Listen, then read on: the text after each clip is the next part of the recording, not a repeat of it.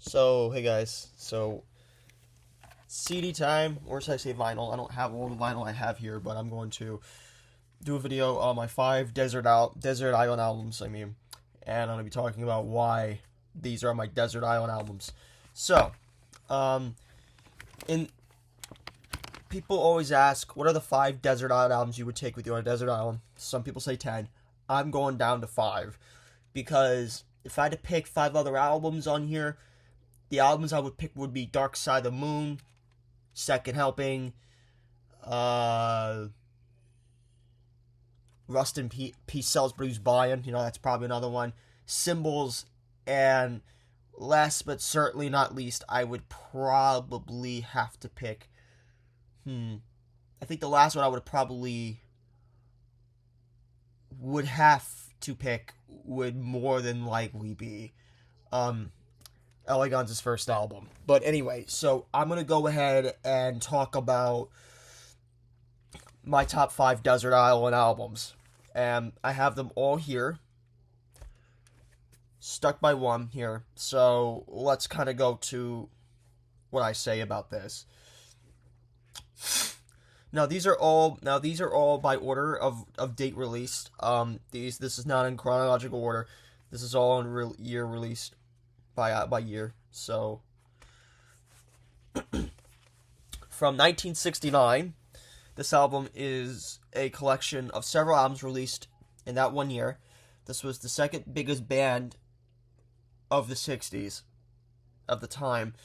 And some of you know who they are. They're known for songs such as Bad Moon Rising, Proud Mary, and lastly but not least, Run Through the Jungle.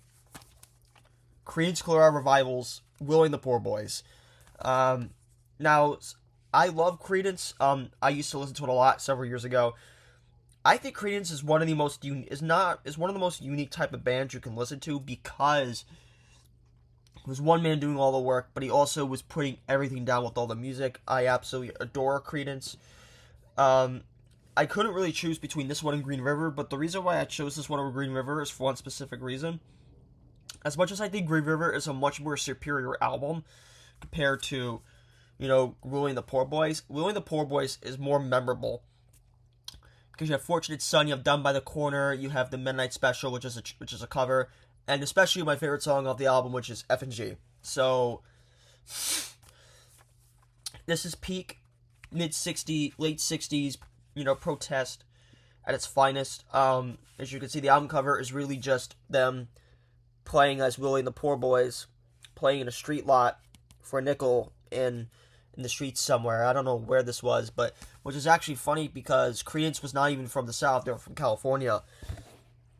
And I think the fact that they were actually able to replicate Southern music so well is speaks a lot to bands that came after, like Molly Hatchet and Lynyrd Skynyrd, and even some of the later bands that came out like decades after, especially bands like Pantera, which were kind of inspired by the sound of this. So it's really quite the astonishment that this is even the thing it is as a whole. So that's why I say this is great.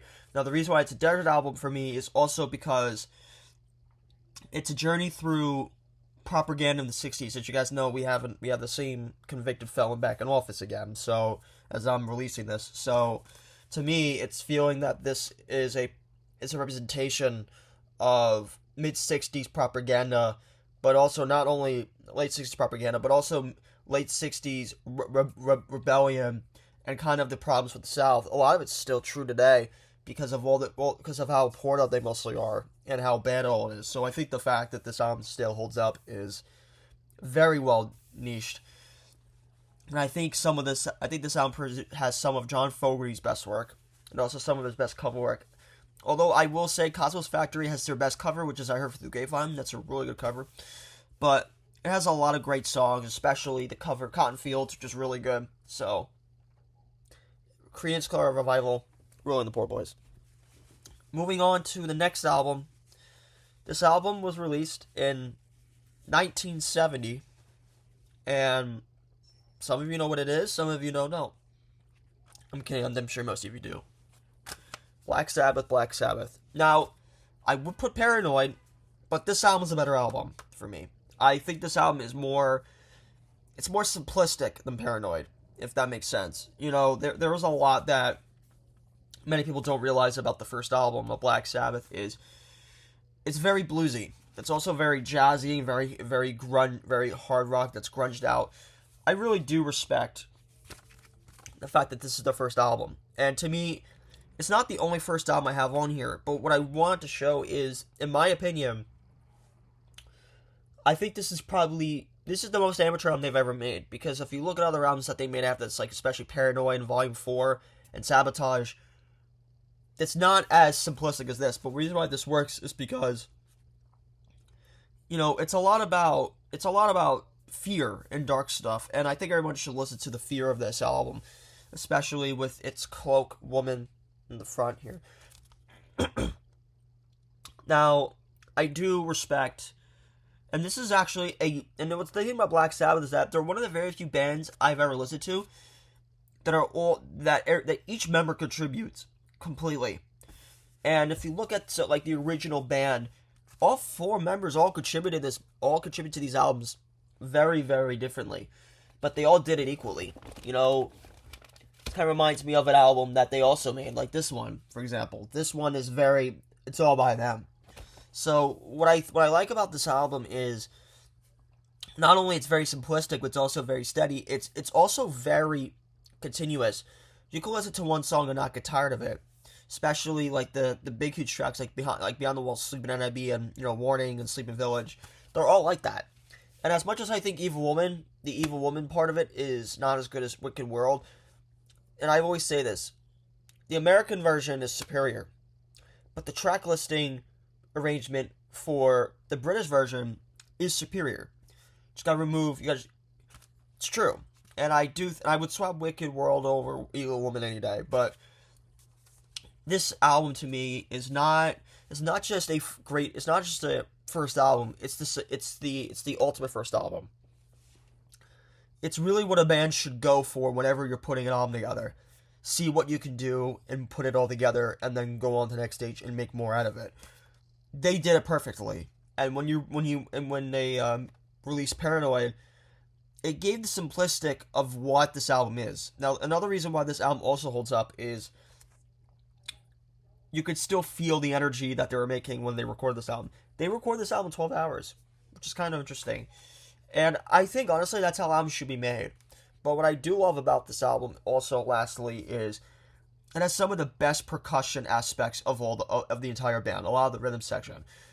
And I've always say this, if you gotta listen to Black Sabbath, always listen to the percussion.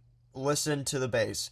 The drums are more powerful than all the other instruments, and this album is one of the first albums to ever show the genius of drumming with guitars heading on. So, put this album on, listen to it. That's all I gotta tell you. Also, this was also released in the midst of the Vietnam War. Really love it. Now, we're going on to my third album, 1974's Kiss, number 3. This could have been either Second Helping or Kiss, but I like Kiss more like Skynyrd. No offense to Ronnie Van Zant. It's true. Now, this is probably my favorite Kiss album. I mean, when I look at Kiss, I think there are 2 eras of original Kiss. There is that came before Alive, and there's one that came after Alive. As much as I think the Alive stuff, post-Alive, were very interesting, this album to me is not only a simplistic rock album like Black Sabbath was, but it's more defined. It's more presentable. It's more engraved into the minds of other people, which is why I respect this album. Kiss' first album has a lot of the great songs on here, and I actually have this was a sealed remaster version, and I actually opened it up. So anyway, not only I like songs like Strutter and Nothing to Lose and Cold Gin and Deuce and 100,000 Years and Black Diamond, I think as a band as a whole, this is really the only album where all 4 members all play together equally. Because after this album, some members started playing stuff a bit more, differently and stuff. This is the only album where all the 4 members all play simultaneously. No joke. Like Parasite on Hotter Than Hell, Ace played on all the instruments but drums, right? that's an example. So what I like about Kiss is that not only it's the only album with all four members playing together, it actually is not a bad album. A lot of the songs here are still killer. They're still great. Kissing Time, Flush It Down the Toilet. That song should be flushed down the toilet. But I really do say that each of the four characters in this album cover, and then what goes on before that. Now, when you listen to this album, there are just four people instead of being four characters. When you listen to Destroyer, it's four characters. But another reason why this holds up extremely well is that they were not confined by making songs that they could not make. They made whatever they made here. Almost every single one of them, except one. There was no way to defy Kiss without their first album. People say, oh, it's Destroyer, oh, it's Rock and Roll Over. But this album is, in my opinion, the best Kiss album that they've ever made because it is the most genuine. And I do think that the genuineness of this album should not be bounded. So, number 4, Ride the Lightning's Metallica. What? Metallica's Ride the Lightning, I mean. Now, I could talk about this album from day to night as my favorite song on here, Call of Cthulhu. Call of Cthulhu is my all-time favorite song that's being played at my funeral when I die. No joke about that. What I love about Ride the Lightning is it's an advancement of Kill 'Em All, and it's an advancement of the band progressing. Metallica was one of the very first metal bands to take the idea of metal and they expanded with ideas. They expanded. They did ballads. They learned how to do slow stuff. They knew what to put in a song. They learned to do distortion. And it's funny because although Black Sabbath's first album had distortion on one song, this one had it on 3. And I say yes. I say 3 because, believe it or not, there was a bass solo that was discovered on Fortnite a few months ago. And that was Fade to Black. But I really do respect the musicianship of this of this album. And it's the last album that they had contributions with Dave Mustaine, quite interesting. But it also has some of his best work with the band because Ride the Lightning and Call of Cthulhu, he had no involvement with the writing process. They did use a lot of his stuff on here, and a lot of it really is great, and I really do respect that. Now, another thing that people don't realize about Ride the Lightning is it's not an album that you can sit there and say, well, every song of the song sucked. No. Metallica can say Escape sucks, but Escape does not suck. I can name 5 songs worse than Escape from that era. I can name Harvester Sorrow. That's not. I think that song is not as good as Escape. That's my opinion. Another one, in my opinion, No Remorse. That's 2. But in my opinion, I think when you listen to this album, start to finish, it's complete. It's a complete album, but it also is very, very well thought out and very well processed. Because you gotta understand, they actually made they were still making some of these songs when they fired Dave Mustaine, which is quite true. So when you look at Cliff and he said, well, put acoustics on this song, I'll add distortion on this song, I'll go wah, wah, wah, you can't get a hold of this album and say, Master of Puppets was the peak of Metallica's early period. And then Justice for All was really the super hyper progression that they used from those 3 albums, and they kind of meshed it all together into one. And Metallica's self-titled album, while they kind of went over more commercial, but still, the difference between this one and the first album is very different compared to anything else you ever see. Like, most second albums are supposed to be the record that really gives the band enough to stand on. It doesn't matter if you make a sucky third album or fourth album, as long as you know how to make a good second record, then you're pretty much fine. So, in my opinion, pick this up today. It's fucking cheap. And the disc is a pain in the ass. I know. But anyway, listen to all this entirety and listen to Cthulhu. Now, this album is a bit odd because Because honestly, when you listen to an album like this, you're kind of thinking, why would you pick this one? I could tell you it's not Pink Floyd. I could tell you it's not, I could tell you it's not Scared. I could tell you it's not, and I can also tell you it's not KMFDM. Alestorm's Back Through Time. I sink so much hours listening to this. It's sick. I saw them play some of these songs live, especially Shipwrecked in the Sucker Norwegian, and Bucket Fat Power Smash. I think I saw them play that, but I know the band doesn't like this album really all that much, but I say, you guys are fucking wrong. This is a great creation. As much as I like Corpiclani, as much as I like Alestorm, I think what differs me from this band is Alestorm is more of a funny gimmick that knows how to play music. They're not like Kiss, where half of the band doesn't know how to play their instrument, and the other half are actually pretty decent. Each musician are all very well, good, balanced players. And I think listening to Back Through Time, compared to Captain Morgan's Revenge, and, what was the name of the second album, actually?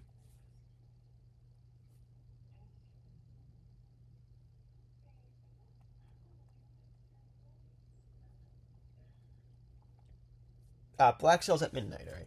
Compared to Black Sails at Midnight and Captain Morgan's Revenge, this is a giant hands leaps up from those first two. Well, I think Captain Morgan Revenge is a close second. This is a really good standoffish album. If I remove all the Alestorm albums out of the way, this one would probably stand as its own thing, because not only it continues the idea of pirate music, but it also gives you an idea of what they were trying to go for, especially when you listen to stuff like Captain Morgan's Revenge and Keelhauled and all those songs. This one does a lot to give the representation of what the band is about. And to me, they started going a little bit more mythical with this album. They still do. There's obviously still stuff on here that you could probably still go through. Back Through Time is a representation of fuck you to power metal. Viking metal, So when you kind of look at this stuff, all these songs are really solid. My favorite song, the best song on here, and that thing can go away. I hate that shit. The greatest song on here is Rum. Rum is hilarious.